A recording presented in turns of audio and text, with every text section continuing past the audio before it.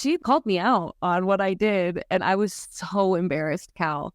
But that's one of those moments where I was like, okay, yeah, you messed up. This is embarrassing. You should be embarrassed. And now you can either humble and not go into teaching because of this one moment, or you can learn from it.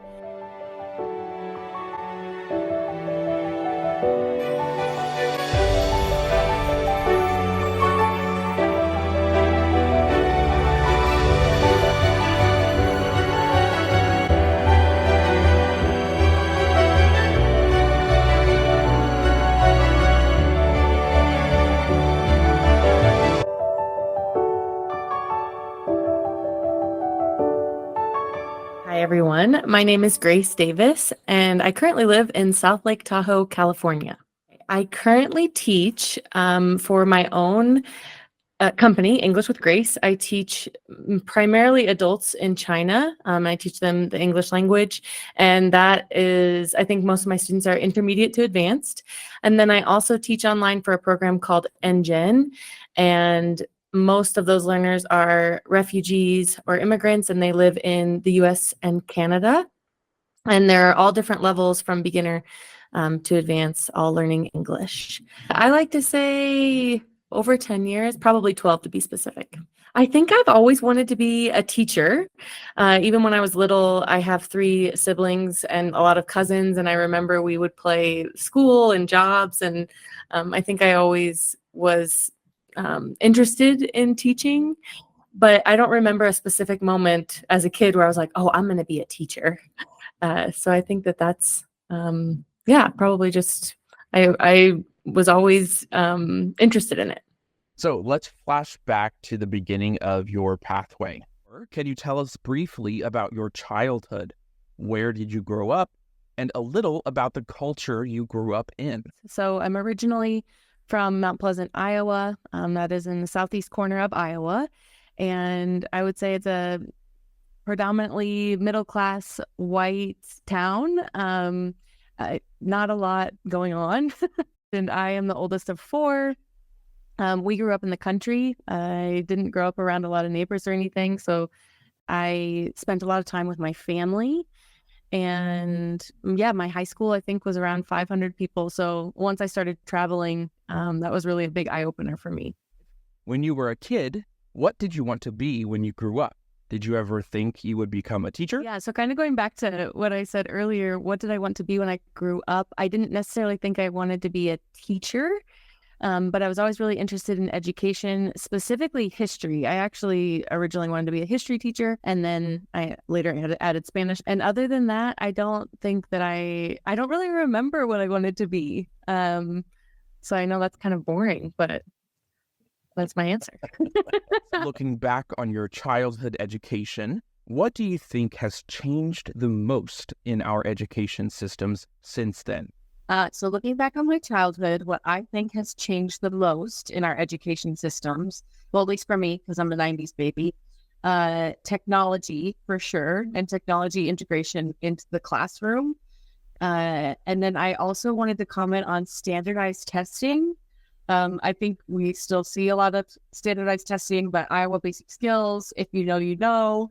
And I think now they're trying to do less of that and more, improving the testing structures, at least in the U.S.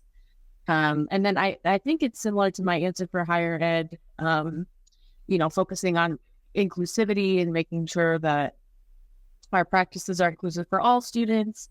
But I think those technology, diversity, and standardized testing are what have changed the most. Who was your favorite teacher in grade school and why? Think back to any class during grade school. What classroom activity do you remember to this day because it made learning fun? How do you want the American public school system to change in the future? Think about someone who's in high school that may be considering entering the education profession. What electives, activities, or extracurriculars would benefit them throughout their careers?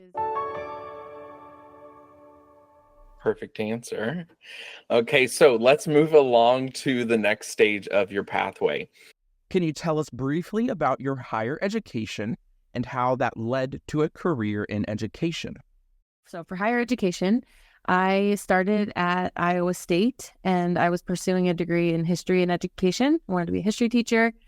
Started taking Spanish classes, studying abroad, caught the travel bug and decided to teach Spanish. So I switched my degree to Spanish education, and that led me to Spain for a couple of years. And I came back and I was teaching in Minneapolis, Minnesota when I decided to go to grad school. And I started at the University of Minnesota. I was studying a degree in TESOL, teaching English to speakers of other languages. And then I didn't finish my degree there, but I transferred to the Middlebury Institute of International Studies at Monterey, which is where I met you, Cal. And my destiny was changed forever. And I was studying 2 degrees, TESOL and then International Education Management. And I finished that degree in 2021. What professor positively influenced your career the most during your higher education, and what did they do to leave that impact? Think back on any class during your higher education. What classroom activity do you remember to this day because it influenced your understanding of the world? Thinking back on your higher education, what do you think has changed the most in our higher education systems since then? Definitely virtual learning, hybrid learning. While we were at MIS, everything went online. So I think that has changed a lot. I also think that we have had, as we should have, an eye-opening to diversity, equity, and inclusion. I think a lot of people are being much more intentional as they develop their curriculum and class syllabi and stuff like that. But I think those are probably my biggest ones, virtually, and then diversity, equity, inclusion movements have probably been the biggest changes I've seen. How do you want higher education to change in the future? Think about someone who's about to start their higher education who may be considering becoming a teacher. What advice would you give them to best manage their responsibilities and stress in this early stage of their careers? I think it's really important to, excuse my language here, but show yourself some grace. It can be a really difficult field to get into, especially if you struggle with perfectionism and wanting things to go your way. I think you have to make sure that you can have an idea of how the lesson's going to go and how your class is going to go, but be okay with it changing and then adapting. And then another one, this is kind of getting into tips, which I will repeat this later as well, but Kathy Bailey taught me to set a time limit for lesson planning. And I think as educators, it's really important to make sure that if you are working from 8 to 5, make sure you're working from 8 to 5. And that might be hard to find time to lesson plan. I know teachers go above and beyond, but if you can stick within your time limits of what you're paid to do, that would be my recommendation for not burning out and enjoying the job. Okay, let's take a short break.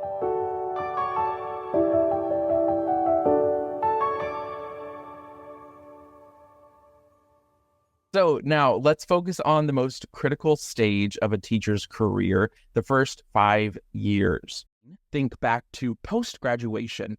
What was one of your first jobs? How did you get it? What were some high points and low points? Right after I graduated from Iowa State, I actually immediately went back to Spain because I wasn't satisfied with my Spanish-speaking abilities. So I got a job as an auxiliar de conversación, and I went over to Spain for 2 years, and I was basically a teaching assistant.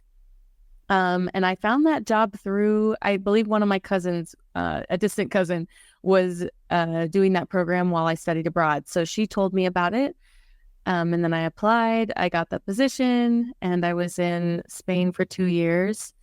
So then I came back to the US, and 2 of the people I met in Spain, 2 of my dear friends still today, They are from the Minneapolis area, and I moved from Iowa to Minneapolis, Minnesota for a 0.1 FTE position teaching What is Spanish. that? 0.1 FTE basically just means I was like 10% of a teacher. So 1.0 FTE would be full-time. And then you can go up from there. So I was teaching 3 hours a week, but because I took that job, I then immediately started subbing in the district.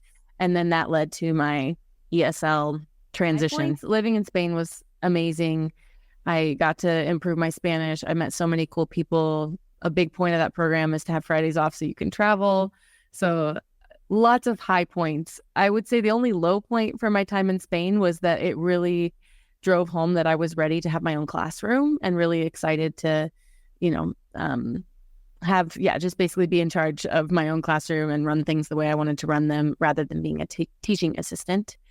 And then once I was in Minneapolis, I enjoyed teaching Spanish, but that I fell in love with teaching English as a second language, or ELL, English language learners. And I knew I wanted to get my master's in that almost as soon as I started working towards my certificate. Low points, I had no experience with classroom management, and I felt like I was just trying to keep my head above water. And that really opened my eyes to lack of resources and lack of, just certain things in education that I've mentioned that I wish were different. But not talking poorly about anybody I worked with or the schools I worked at. I had a great time there. And I learned a lot in that first year teaching. Look back on the first 5 years of your career. How has your practice or skill set changed since then? Who is a mentor, leader, or role model that you are thankful to have had as support in those first 5 years of your career? And what did they do to support or encourage you? This question is interesting because it's not one specific mentor or leader that pops up, apart from the ones I mentioned from my grad school experience and professors, of course. But I would say my friends. Like I have had the pleasure of meeting some amazing people who challenge me to be better and be my best. A lot of them speak other languages. Cal, you're one of them, always pursuing different projects. And I feel like I have had the just great luck of meeting some really, really cool, inspirational people who want the best for me and then continue to support and encourage me to chase my dreams. Think about novice teachers in the first 5 years of their careers. What teacher tip do they have to know? What is one hard lesson you learned in those first 5 years that helped you to better manage your professional responsibilities? I think this goes back to something I already mentioned about adaptability and flexibility. I think I had this idea in my head that when I had my own classroom, everything was just going to be dreamy and easygoing, and I wasn't going to have to deal with any classroom management issues, and I was going to have a great relationship with all of my students. And I think I had this idea of what I wanted it to look like, and then it didn't look anything like that. And so adaptability, flexibility, that's something I mentioned for a previous question. But really it was a hard lesson to learn, but then once I accepted it and I was like, okay, let's just focus on this today and see if we can achieve that goal. And if we can't, that's okay. And specifically, I think it's difficult for language teachers. I was in the K-12. I was in K-12 at the time, and I think I wanted to have 100%, using the target language, and I couldn't do it with the resources I had at the time. I think being able to adapt and be flexible and okay with go with the flow is really important in the beginning stages of your career. Think about novice teachers in the first 5 years of their careers. What advice would you give them to manage symptoms of burnout? Think about novice teachers in the first 5 years of their careers. What should they keep in mind when they feel like quitting? Why should they push through the tough times? So why educators should push through the tough times? I think one thing that I realized after I went to grad school was being in education can look different for everybody. You don't necessarily have to be, if you decide that you get a degree in elementary ed, that doesn't necessarily mean you have to be a K-5 teacher for the rest of your life. And you can add different certifications. You can switch to higher levels or lower levels. You can choose to teach a different content area. And so I think being an educator can be, you can choose to go down a different career path and then be a yoga instructor. Like, that's technically still education. So I think my recommendation is to stick with it because it is a field that has a lot of jobs. And I'm hoping in the future things change around, teacher support and how we value teachers in this country. But I think that my recommendation would be, if you find yourself teaching classes and feeling really passionate about it and you like the way you feel after teaching a class, that you are probably meant to be a teacher of some sort or in the education sector. So chase the ideals, find the joy, and make sure that you are doing things that don't result in burnout because you're probably in the right profession. Yeah, that's part of the, again, perfect guest for my first episode. As I explained in the pilot episode, that's part of the motivation behind this whole podcast, is talking about those example cases of professionals who have taken a path that is not just one classroom, one role the entire time. Yeah, it's definitely a winding road we take. Absolutely. What is one thing you hope will be different for novice teachers in the future? Now that we have a clearer picture of your background, let's focus on the bulk of your career. Where are you currently working and in what capacities? And what projects are you currently working on? So I currently work at an education consortium in South Lake Tahoe called Advance. My title is Bilingual Transition Navigator. So I work with the Spanish-speaking population in South Lake Tahoe. And as a transition navigator, my goal is to help my clients with their goals. So if that can be career or academic, but they come into our office and we focus on personalized pathways and holistic case management. So wraparound services to help people achieve these goals. So Cal, if you come into my office and you say you want to learn how to speak English, you would be sent to me, and then we would figure out a plan to get you to whatever level of English you're trying to get to.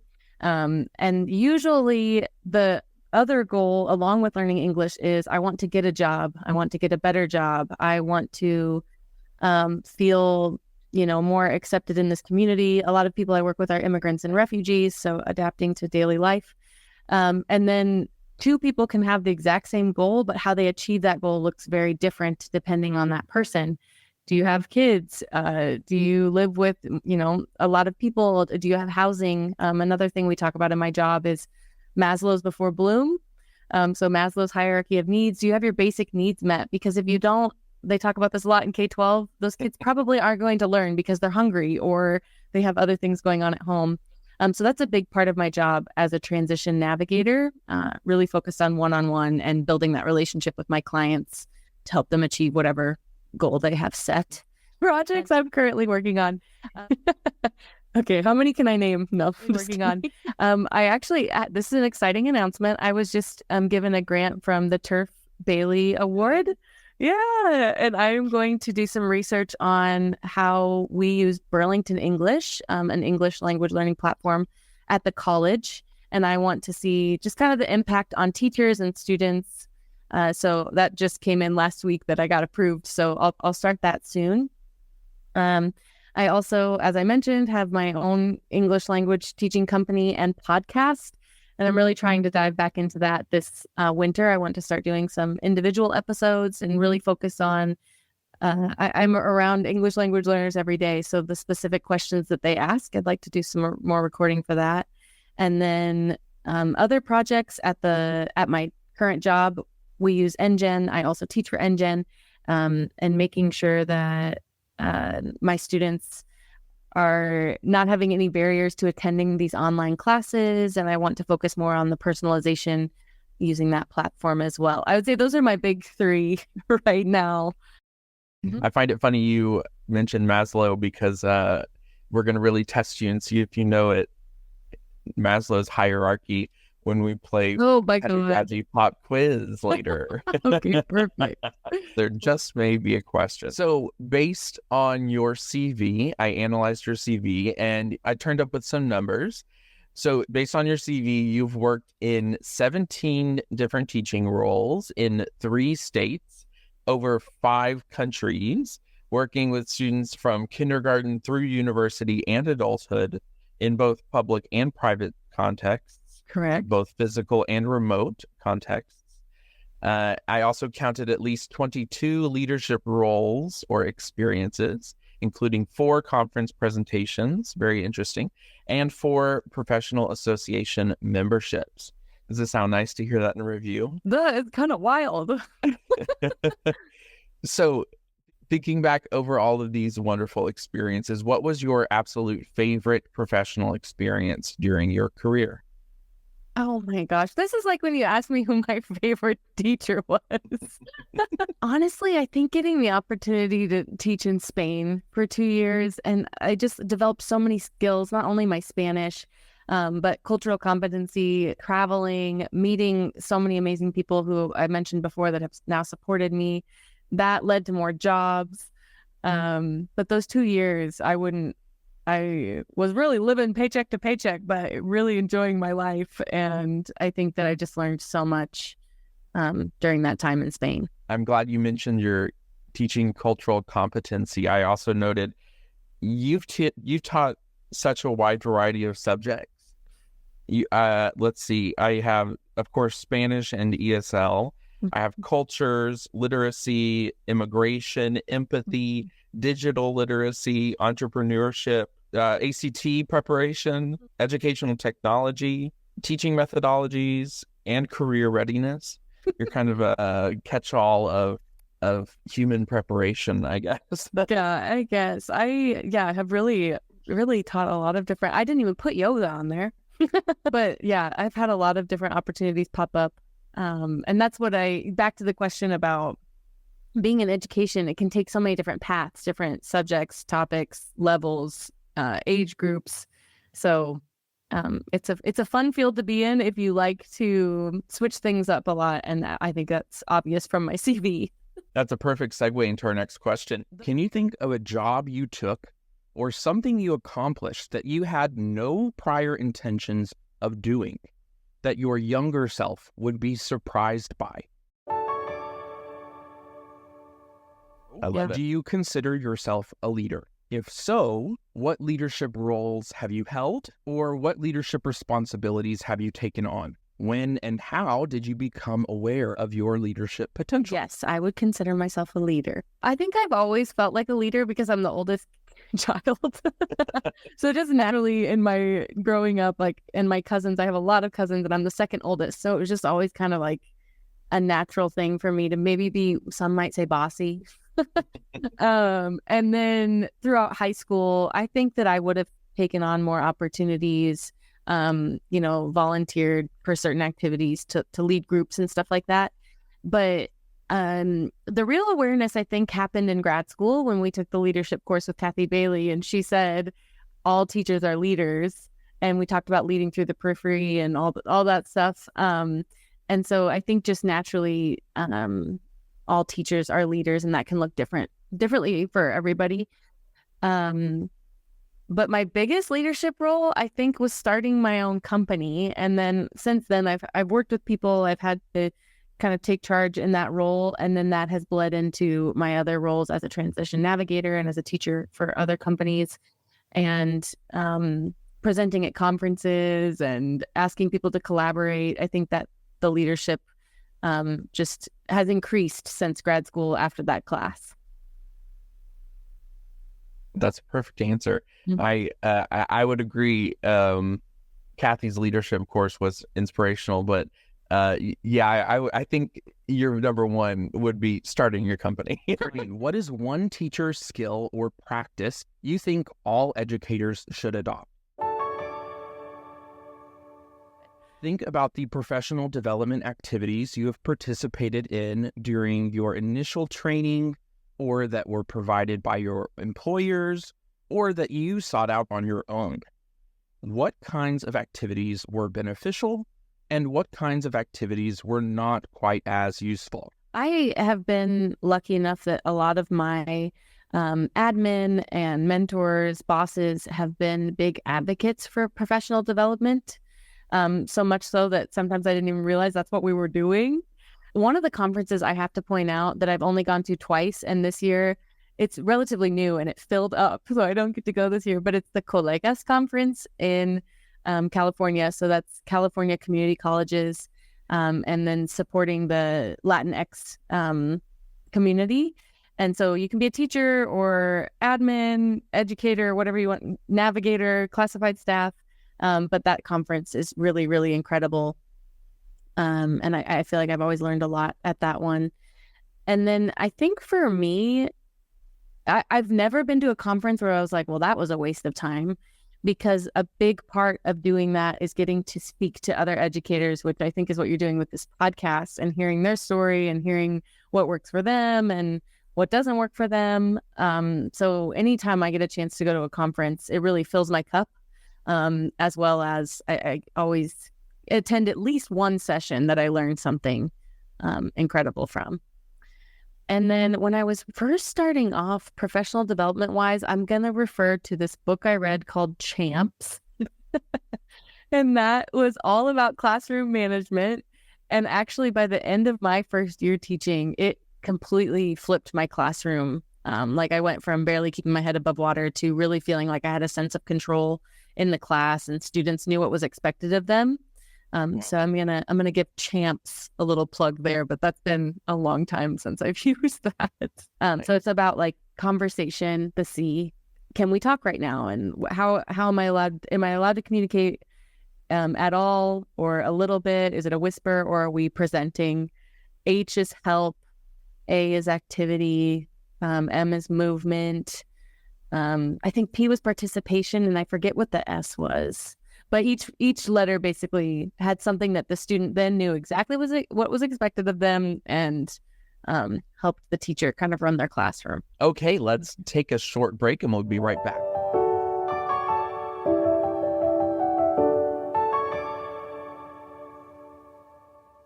Okay, we're back. So let's head on to our next question. This is a segment called Teach Me Something. In 1 or 2 minutes, can you teach us a concept that is one of your absolute favorites to teach in class? Can you tell us about a moment in your career where your practice was significantly altered, where you learned a trick that made your job a lot easier? What accomplishment in your career are you proudest of? What's the funniest moment of your career? I don't think I have one specific moment. Like, I have a lot of fun, but it's usually grad school stuff. I mean, the whole grad school experience maybe, but the funniest moment, I don't have a time that really stands out. And I wish I did. There's so many stories as an educator that you can share. You know, part of that is speaking Spanish and making mistakes in Spanish, teaching and having students react in ways that you're embarrassed or they're embarrassed. That I was struggling to think of a specific moment. What did you share? I actually, in my recording, said that I was pretty sure that your funniest moment might be shared with me. Okay, because I was going to do that, but am I allowed to share that story? Because that's definitely it.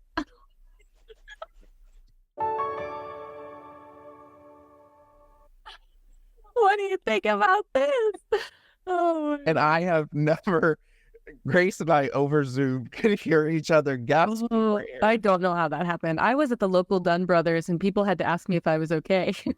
I should have asked you before if I could say that story, but actually I'm really glad that now people know. Like, I didn't have a specific moment, but that is it. Like, hands down. A close second was similar situation. You and I were on Zoom and it was also working for Soul.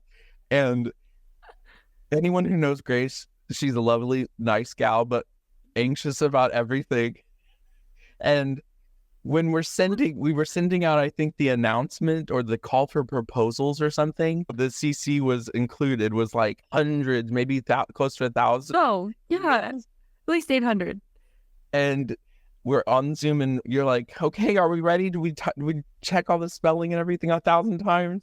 And we were both sure. And I said, yes, hit send. We're good.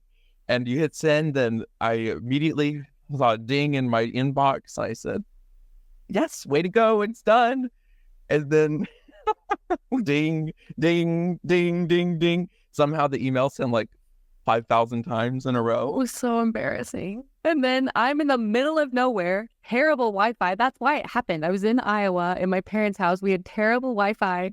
And then Cal's just like, why am I getting this email 5,000 times? I'm glad that Soul really, that was a big one. Who is one of your favorite fictional educators and why? If you could start over and do it all over again, knowing what you know now about all of the successes and all of the challenges you faced, would you still choose to be an educator? I would choose to be an educator again. And this goes back to my previous answer. I'm not sure what number that was, but where educator can mean so many different things and look so different. And I think originally when I started, I was like, oh, I don't think I can do this forever. But then I added my ESL credential. I kept learning Spanish. I kept trying out different levels. I kept trying out different skills. Turns out I hate teaching reading I hate teaching reading and writing, and I love teaching speaking and listening. And so just exploring and figuring out what works for you is such a big part of this journey. But yes, I would, no regrets on any of the teaching experiences I've had. They've all shaped my career, and I would choose to be an educator again. Yeah, I love what you said. You don't have to like every subject and every part of that subject. ACT prep? Oh. Yeah, no. Yeah. Every artist doesn't have to paint in every medium, What is one problem or challenge you faced during your career that you want educational leaders to focus on now so that it isn't a problem in the future? It depends. Are you teaching in the private sector, the public sector? Are you teaching online? Are you teaching in the classroom? If I go back to my beginning days of teaching, smaller class sizes would have been great, and the ability to, feel like I had the bandwidth to teach the types of lessons I wanted to teach. I just so felt like I was surviving and not thriving in that moment. And so I think anything that helps teachers feel more supported, and I know that that's an easy out, but that I think is different for every teacher. It kind of just depends on what they need. So I know I mentioned more opportunities for professional development, mentorship, resources, smaller class sizes. I wish that our country valued education more and we spent more money on it than we do on our military. You can cut that out if you need to. But there are just certain things that I wish we were prioritizing, and it's not necessarily admin or teachers' fault. It comes from, you got to ask why 5 times and then you'll get to the root usually, and it's not anything in the schools that I think would solve the problem. No, I'm not going to cut it out. I bravely take the burden of saying teachers are better than everyone and we should be being paid more than everyone else. Pay me like a doctor. Pay me like the doctor I am. Don't get me started ranting on how much NFL players make. No. What is a moment in your career that you are thankful to have experienced? What is one self-care habit you practice to avoid burnout? What does the future of your career look like? What are your next steps and goals for the future? My future career. I hope it is even more leadership opportunities. I think the dream would be to just completely run my own company. Maybe it's not called English with Grace, but one where I'm the director or lead teacher, CEO, co-founder, something like that. I hope I'm still in podcasting or somehow connected to that, because it really does bring me a lot of joy, and I enjoy interviewing people and hearing their stories. And I hope that I keep incorporating my Spanish and using my Spanish skills in my future career. But I think it's going to be a blend of what it is now. Teaching for my own company, teaching for other companies, working as a navigator or a teacher in the public sector. NGen is also a B corporation. So working for places that are truly trying to make an impact, whether that be for myself or for another company. I think that's where I'm headed.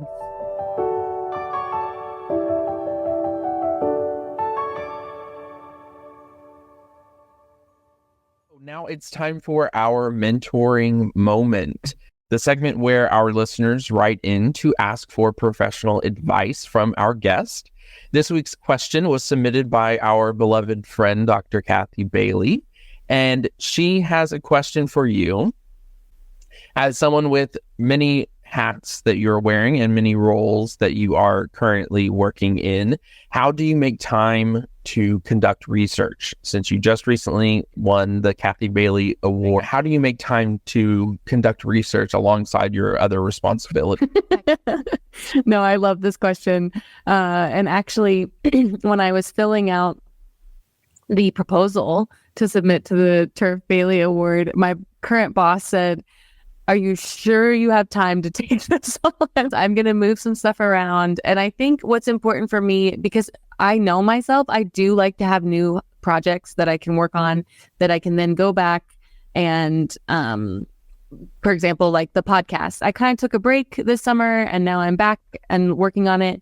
So I have some personal projects that I can kind of pause as I need to. And then I do have a great boss, Frank Gerdeman. He knew I was taking on this research proposal, and this will help our current students, our current teachers. And so it's for the betterment of the ESL program. And so then I know that he will give me some time during my full-time job where I can allot for research. And because I really, really was careful with this, Kathy, to answer your question, I made sure that this is something I'm interested in and something I want to research, rather than, hey, research the Great Depression. Yeah, no, thank you. I'm going to research how Burlington English is impacting our teachers and our students. And I love interviewing our students and getting a chance to talk to them. So I think that answers the question. Yeah, that's a great answer. Okay. Yeah. Thanks for your mentoring moment. And thanks, Kathy, for our inaugural question for our mentoring moment segment. We love hearing from our listeners. So if you have any questions you'd like to ask our next guest, don't be shy. Send it our way. You can submit your questions by connecting with us on social media or by visiting professionall.pro/pathways. Submit your question there on our website. This is a segment I've been looking forward to the most. It's time for the Pedagogy Pop Quiz, the segment where we put your educational knowledge to the test. Whether you're a novice or a pro, you've got to know your profession. So this is your chance to prove how much you know about the fascinating history of the education profession. Each episode, we challenge our guest with 10 trivia questions to show off their pedagogical expertise. Before we hear Grace's attempt at the Pedagogy Pop Quiz, if you want to give it a try before we hear the answers, head over to our website and you can give it a try yourself. So let's dive into today's pop quiz. I'm really nervous about this. Just so everybody knows, this is my least favorite part. Don't be nervous. Don't be nervous. Don't worry about getting it right. This is more just about exploration of some interesting facts. Okay. Some of them you should know. I will let you know. I've tailored some of the questions to you. Oh, boy. Okay. Question 1. What year was the Department of Education established in the United States? 1978, 1867, or 1890? 1890. Close. 1867. It was earlier. A lot earlier. So, question 2. Which of these U.S. presidents was a teacher before entering politics? Oh, boy. Was it Lyndon B. Johnson, George Washington, or Abraham Lincoln? Johnson. Very well done. Yes. LBJ was the child of 2 teachers and worked as every job under the sun at schools, including janitor to principal. Love that. Question 3. What percentage of public school teachers spend their own money on classroom supplies? 100%. Okay, your options are 65%, 78%, or 94%. 94. Close to what your guess was. Correct. Yes, it's 94. Question 4. In 1954, which U.S. Supreme Court case declared segregation in public schools to be unconstitutional? Brown Was versus Board of Education. You got it. That was multiple choice? Oh, I'm proud of myself. Yeah. Good job. You know your history.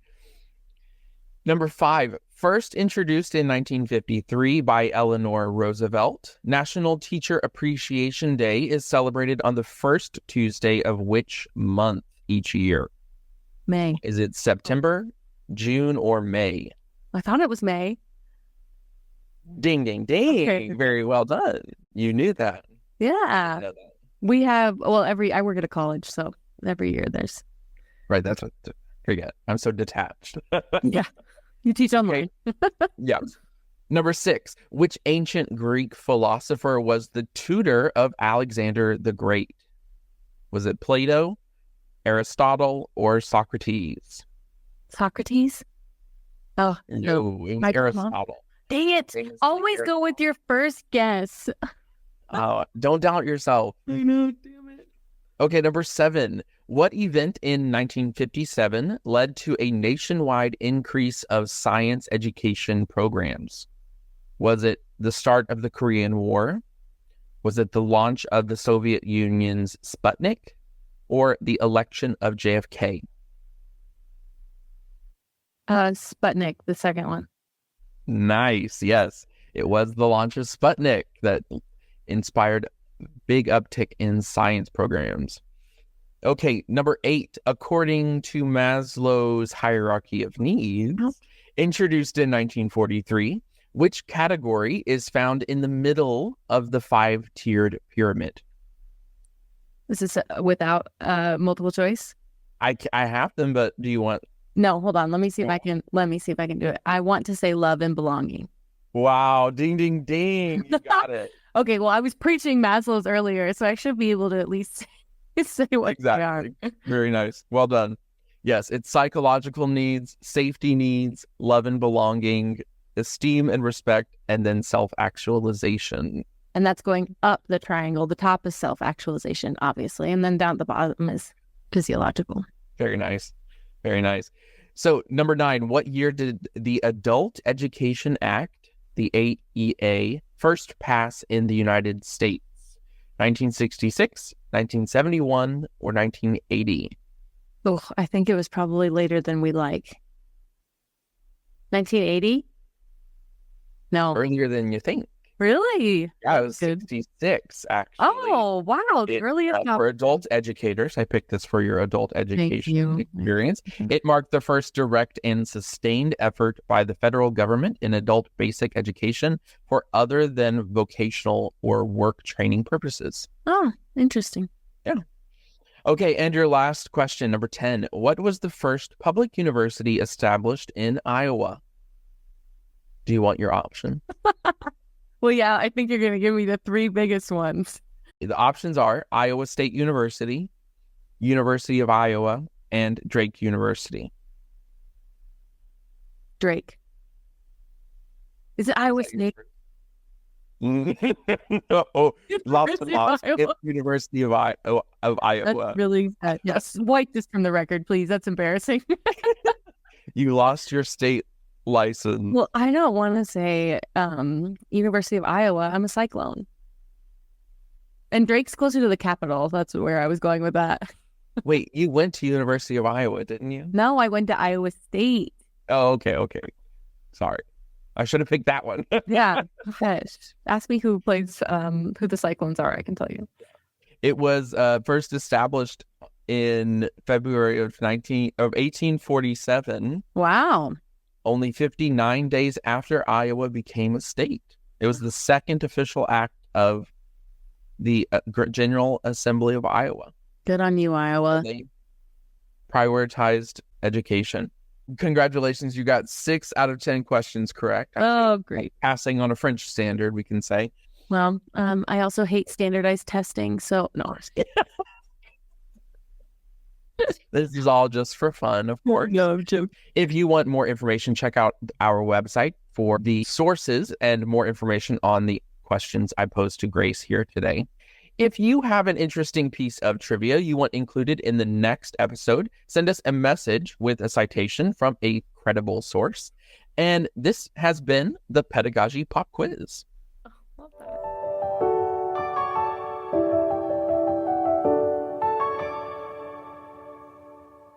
Okay, Grace, it's time to wrap up. Thank you so much for taking the time to explore your pathway with us. Is there any last things you would like to share with our audience? I don't think so. I'm going to repeat, chase the ideals and find the joy. And there's a lot of different paths and a lot of different meanings for the word educator. So you can make it whatever you'd like. Absolutely. Couldn't agree more. If you want to hear more from both of us, you can find us on the second Professionall podcast, soon to come out, called the Case Report Podcast, where Grace and I will explore some challenging situations in the education profession to see what a pro would do. So check out that podcast soon. And Grace, I can't thank you enough for being my first pilot guest. I've had a great time exploring your pathway with you, and I can't wait to see where your pathway takes you. Oh, absolutely, Cal. I was honored to be asked to pilot this with you, and I think this is going to lead to a lot of great things. So thank you. Thanks.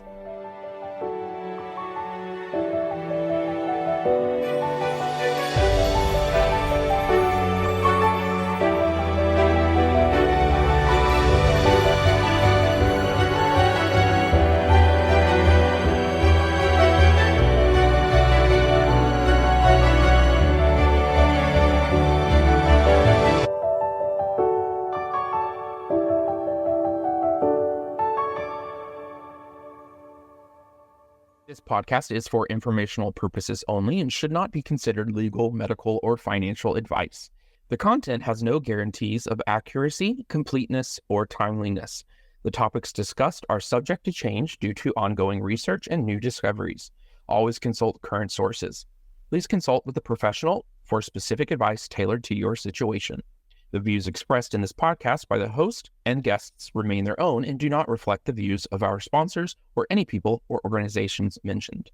Neither the Pathways Podcast nor Professionall Public Benefit Corporation are responsible for any losses, damages, or liabilities that may arise from the use of this